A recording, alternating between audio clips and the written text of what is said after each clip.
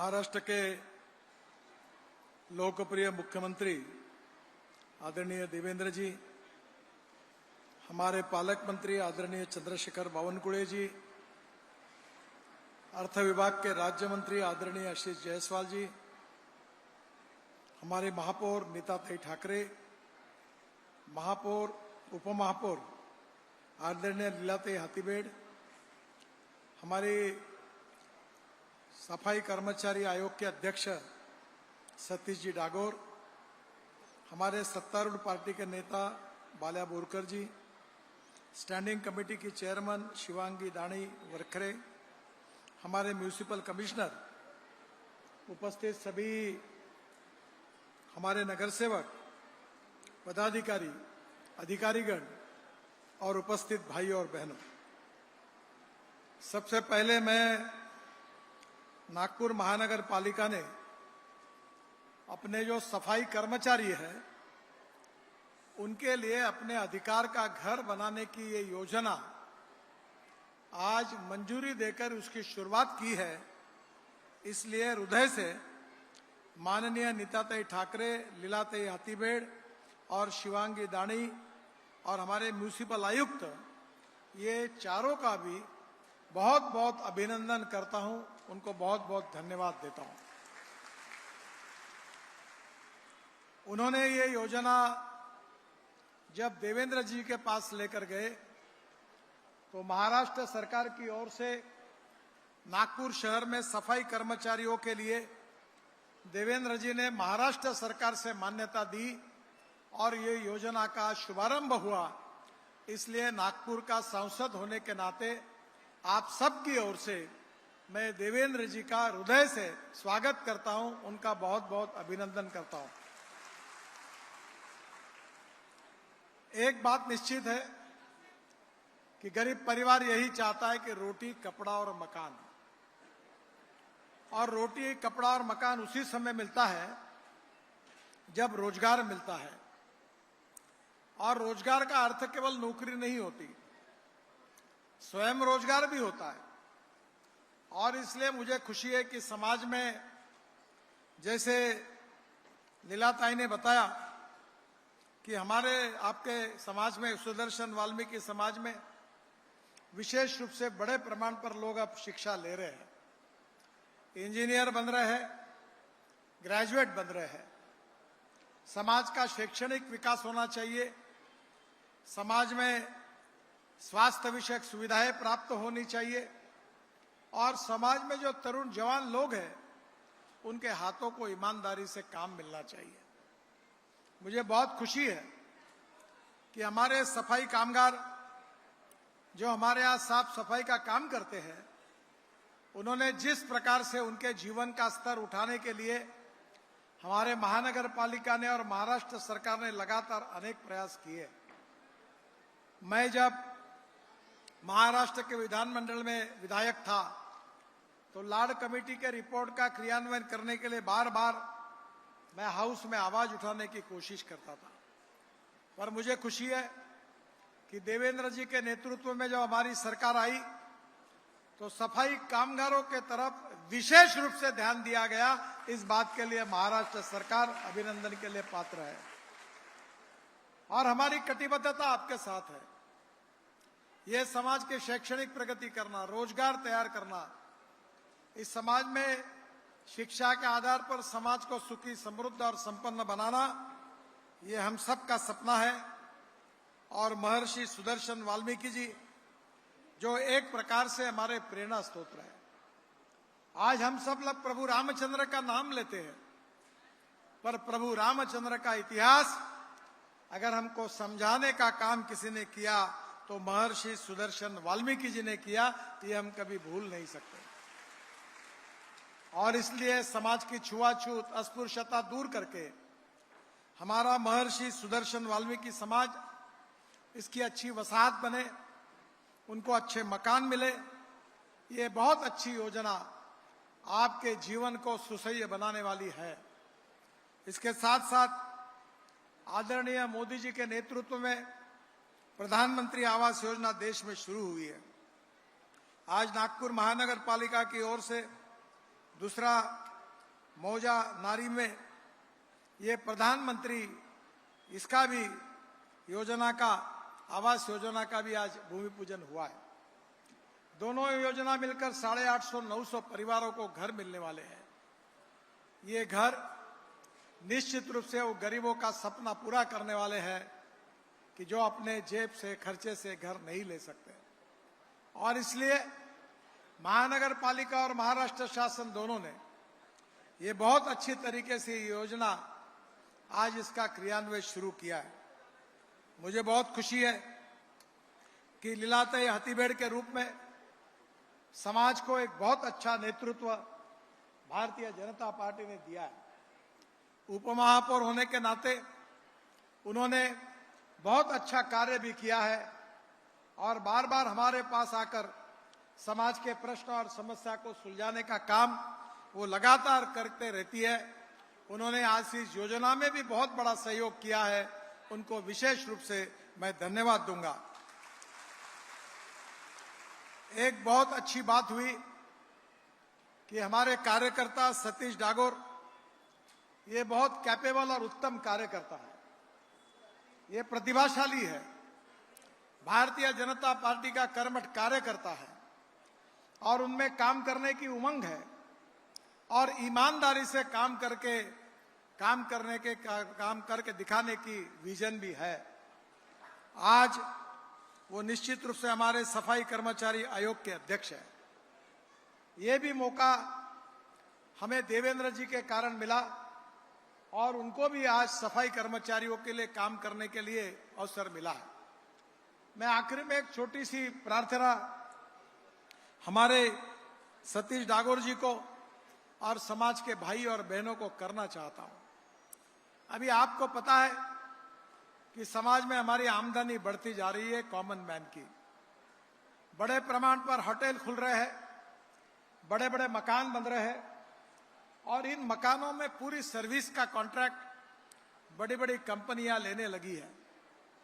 मेरी आप सबसे अनुरोध है कि इस प्रकार की हॉस्पिटैलिटी की सर्विस देने के लिए अगर आप जैसे लोग अपनी छोटी छोटी कंपनियां बनाएंगे तो तनखे में कुछ रखा नहीं है, इससे 10 गुना ज्यादा पैसा आपको मिलकर आप समृद्ध संपन्न हुए बिना नहीं रहेंगे।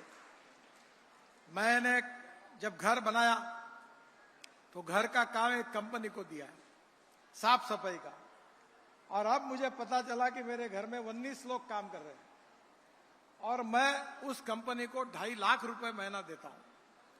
ऐसे नागपुर में हजारों मकान है, हजारों जगह काम है, अच्छे काम करने वाले लोगों की जरूरत है।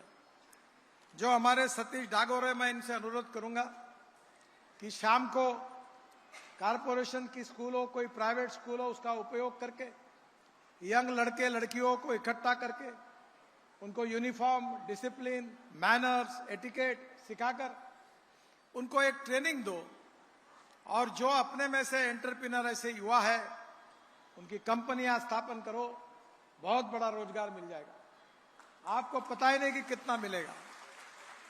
मैं मेरे जीवन की एक छोटी सी बात आपको बताता हूं।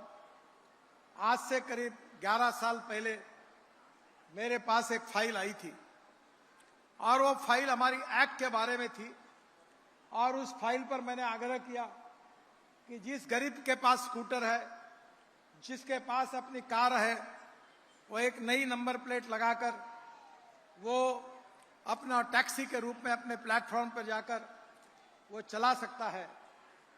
और मुझे आज खुशी हुई है कि मेरे छोटे से एक निर्णय ने आज देश में 3.5 करोड़ युवाओं को रोजगार दिया है।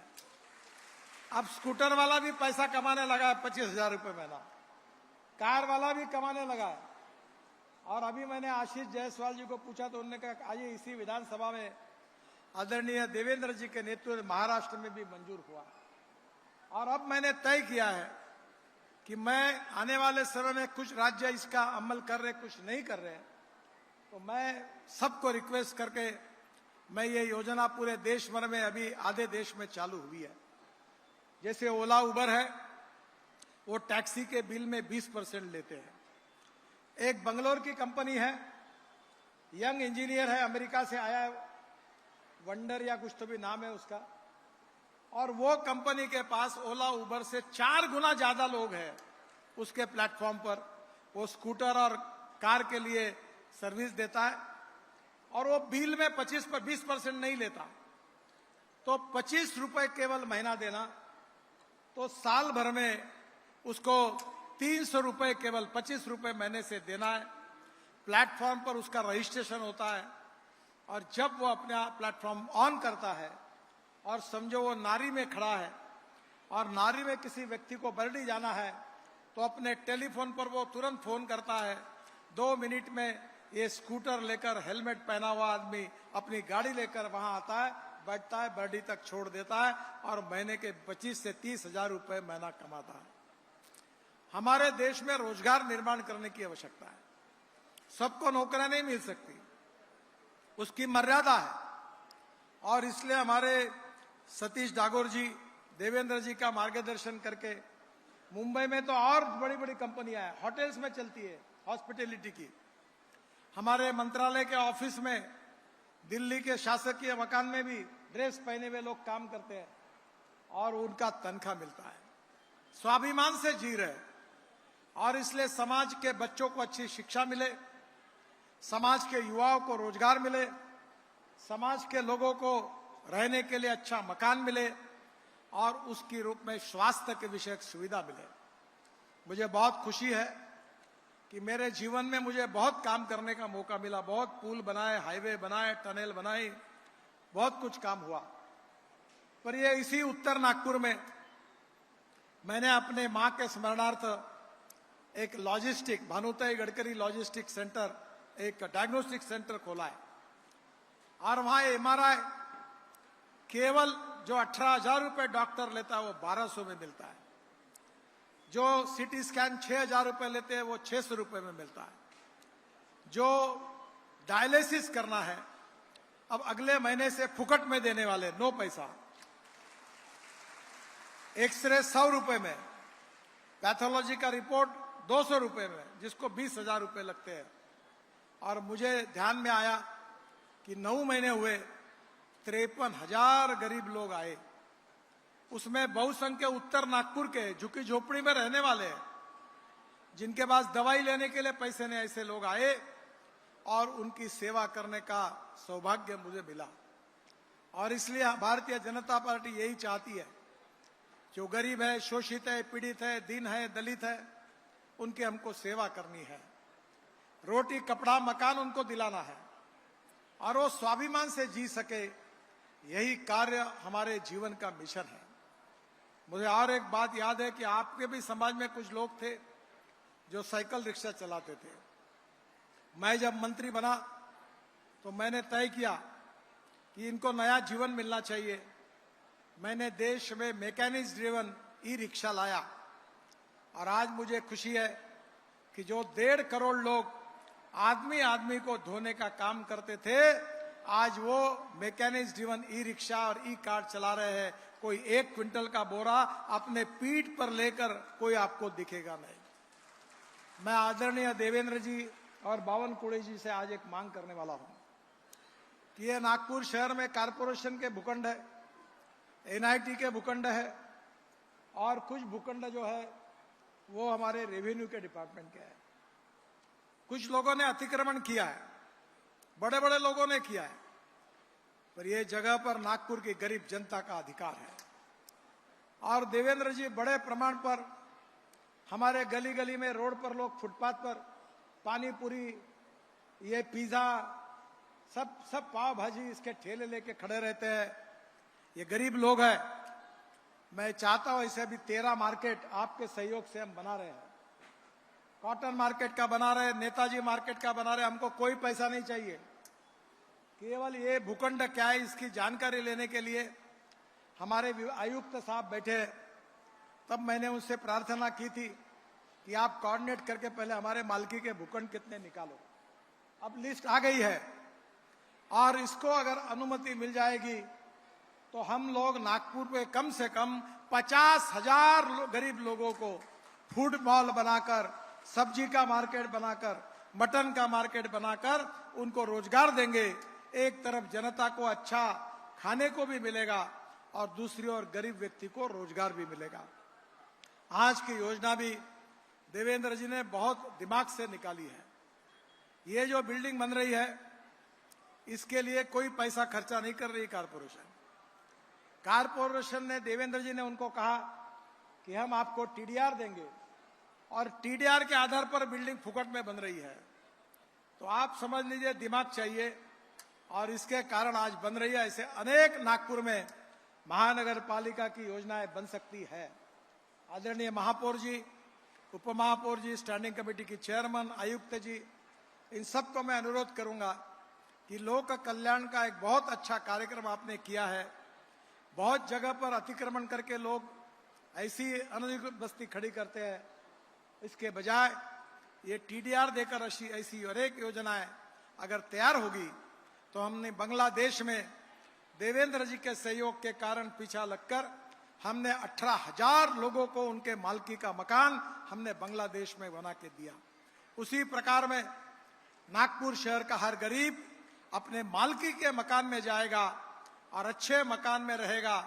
ये हमारा जो सपना है वो निश्चित रूप से पूरा होगा, और ये पूरा होने का श्रेय अगर किसी को है तो मेरे सामने बैठे हुए भाई और बहनों को है। आप बोलोगे ये कैसा है? अरे आप लोग अगर मुझे चुनकर नहीं देते, देवेंद्र जी को चुनकर नहीं देते, या हमारे महानगर पालिका में नीता ताई आई, लीला ताई, ये कहां से आई? ये तुम्हारे होठ के कारण आई, और तुमने वोट दिया इसलिए हम चुनकर आए, और हम चुनकर आए तो हमने हमारा आपका वादा निभाया। ईमानदारी के साथ आपके साथ काम कर रहे हैं, और इस बस्ती में गार्डन भी बनेगा, खेलने की सुविधा भी होगी, बच्चों को खेलने का गार्डन बनेगा, और हमारे सफाई कामगार बहुत अच्छे नागरिक करके समृद्ध जीवन जिएंगे। और विशेष रूप से महर्षि सुदर्शन जी का आशीर्वाद लेकर अपने परिवार की और समाज की प्रगति के लिए सब मिलकर आगे काम करेंगे, यह विश्वास मुझे है। फिर से एक बार आप सबको इस योजना के लिए मैं आपको बहुत बहुत बधाई देता हूं। महानगर पालिका, हमारी मेयर, हमारी उप महापौर लीलाताई, हमारी स्टैंडिंग कमेटी की चेयरमैन, हमारे सत्तारूढ़ पार्टी के नेता, हमारे कमिश्नर, इन सबको भी एक अच्छी योजना उन्होंने लाई, इसलिए मन से बहुत बहुत धन्यवाद, अभिनंदन करते हुए अपनी बात को समाप्त करता हूं। नमस्कार। हार्दिक धन्यवाद आदरणीय श्री नितीन गडकरी जी। महाराष्ट्राला अत्यंत